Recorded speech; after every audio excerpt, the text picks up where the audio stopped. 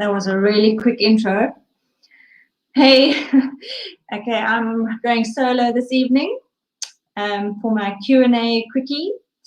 Doing the tech on my own, doing the comments on my own. I'm on my own. What's that song? All by myself. I'm not going to sing that one.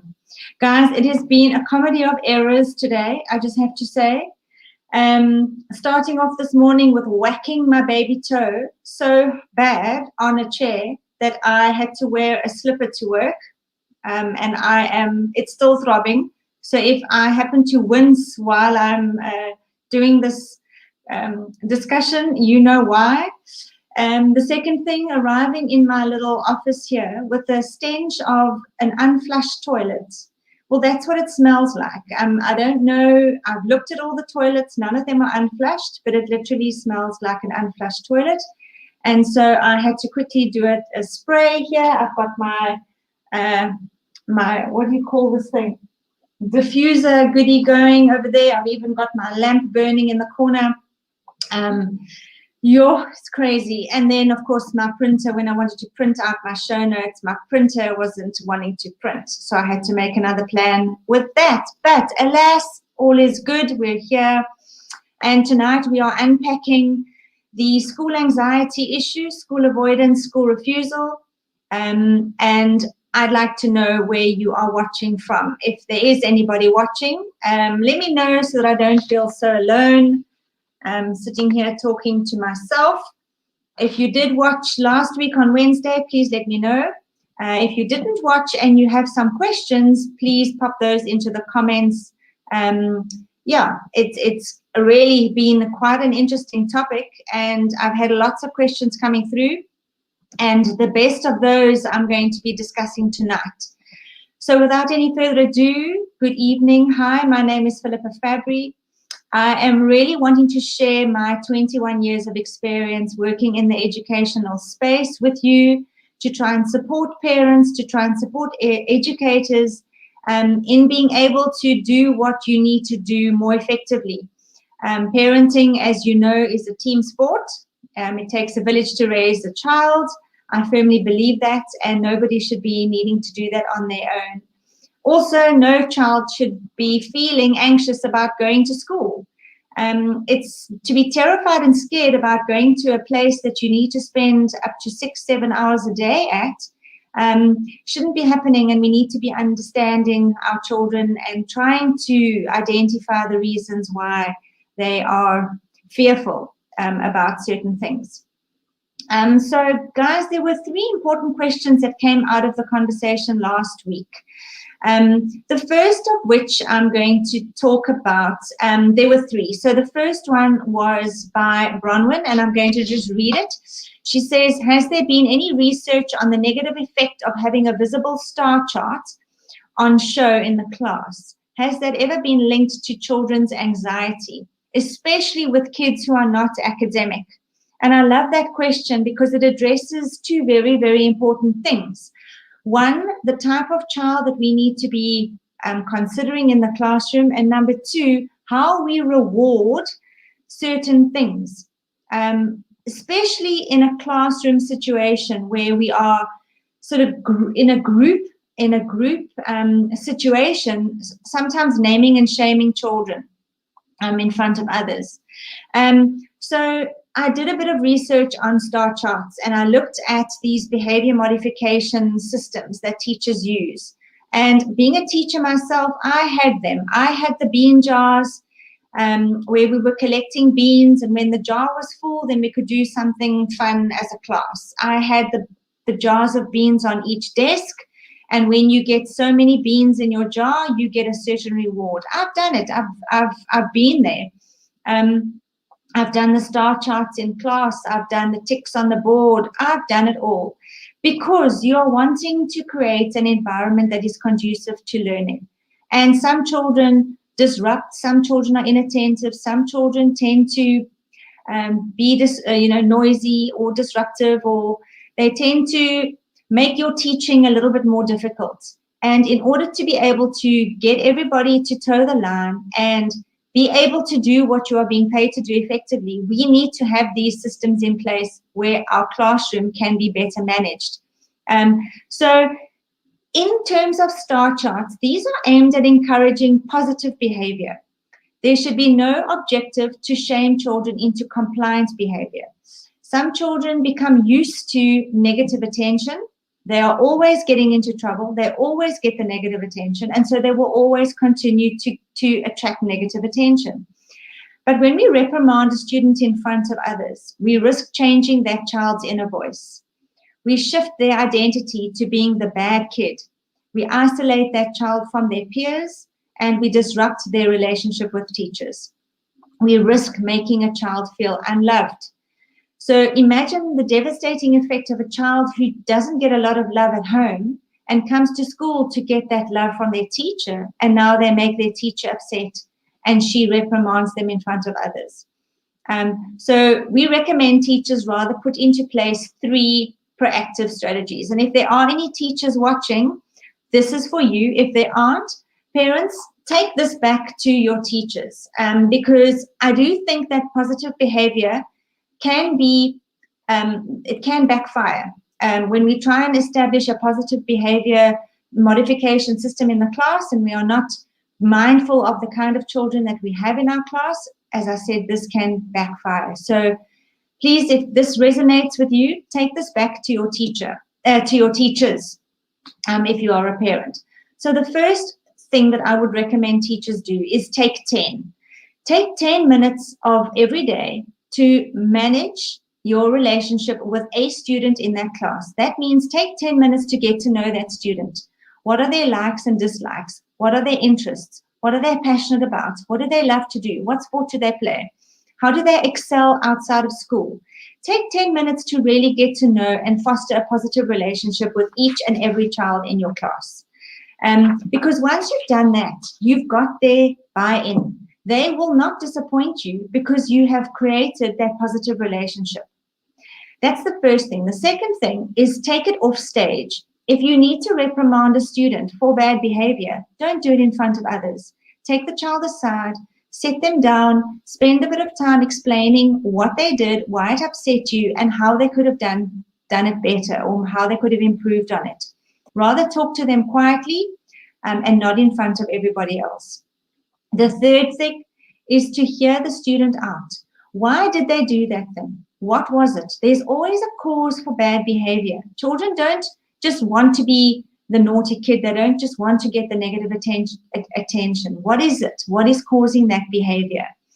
Let them discuss that with you as part of a corrective conversation.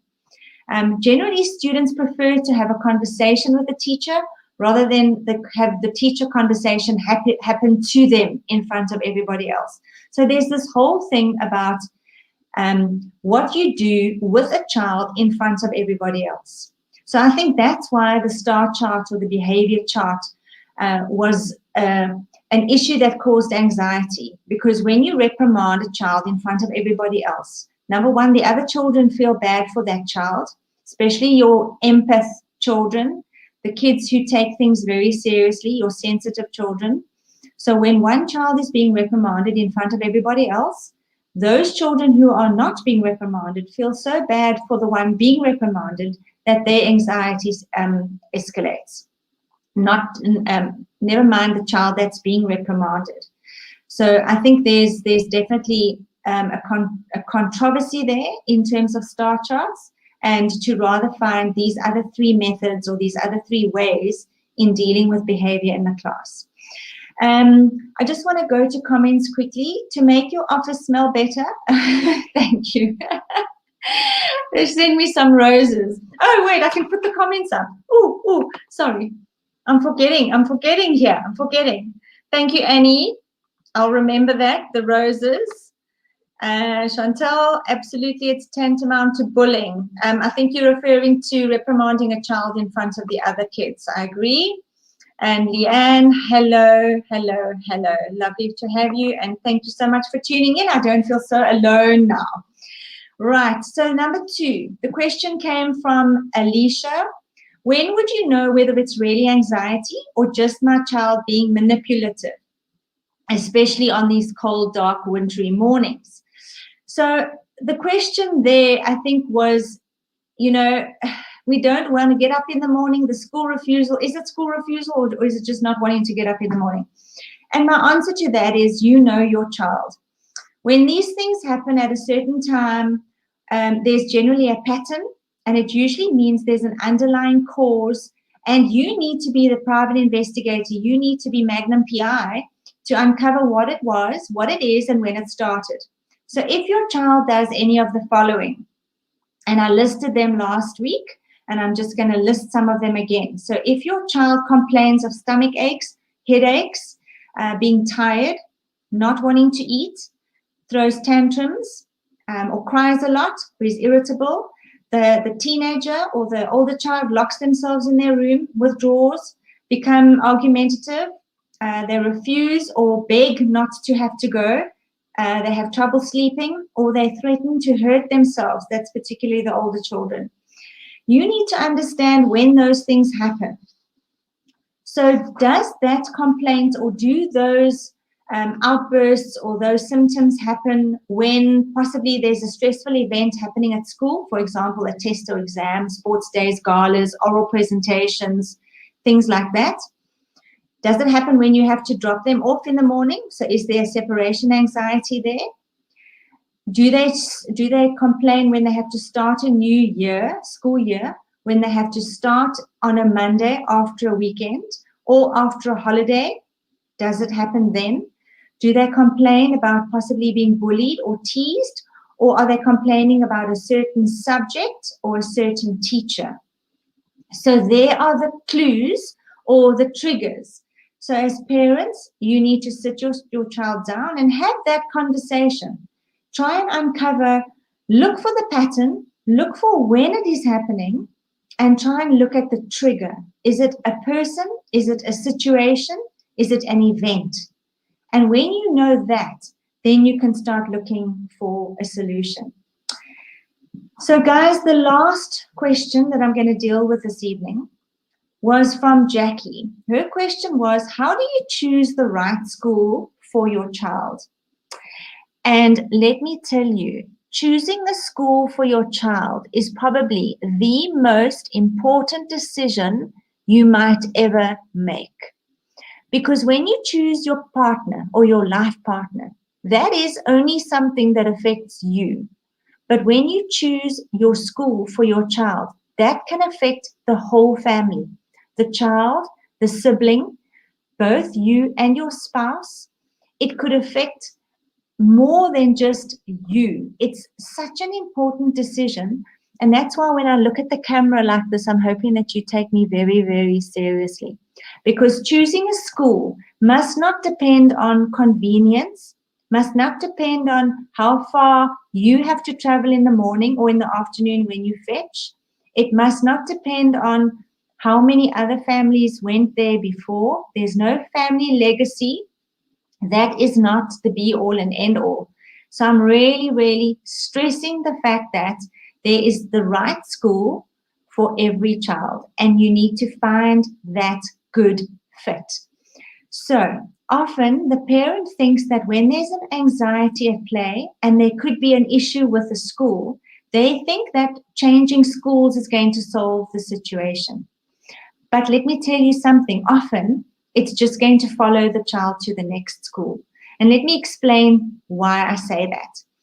If you consider the issues that we've just discussed, that it is a school event or a particular subject or teacher or being bullied or teased, whether it's separation anxiety when you drop your child off, that's going to happen at any school because those are external factors. So whether you change schools or whether you change subjects or whether you change teachers, there's always going to be a teacher that's not going to fit your child. There's always going to be a subject that is going to be a little bit tricky for your child. Unless you are getting to grade 10, where you can choose out of the 9 subjects that they would have had up until grade 9, 10, they only choose 7. And there you can select the subjects that your child, number 1, enjoys, and number 2 is good at.